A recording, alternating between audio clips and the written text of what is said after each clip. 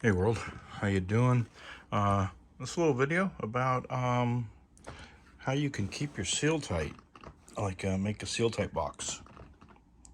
Okay, so this one is for 1/2-inch Sealtite. Yeah, I think this is a pretty cool idea. Any thoughts? Put it down in the comments.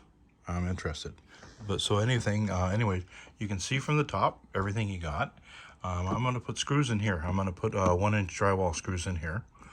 But we got straights, and we got 90s, and we got some Sealtite coiled up in there.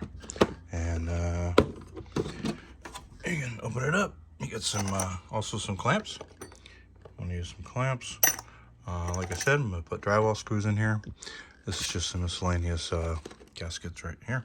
But yeah, put a few straights in there. You put your 90s in there. If you need to do a little thermostat fix somewhere, a little Sealtite fix somewhere.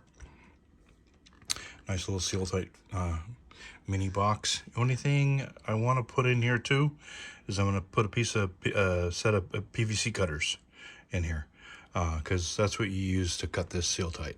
PVC cutters works awesome. All right, thanks for watching. Click like on the video. It's really fast. You can get into it. Like I said, you can grab some Sealtite if you need a little piece. Do something.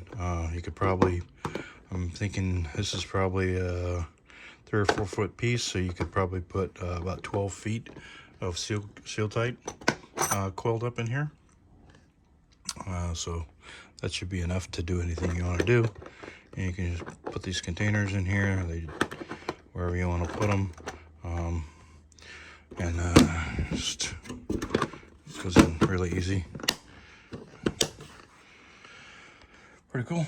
Okay, click like on the video and subscribe. All right, take care. Bye.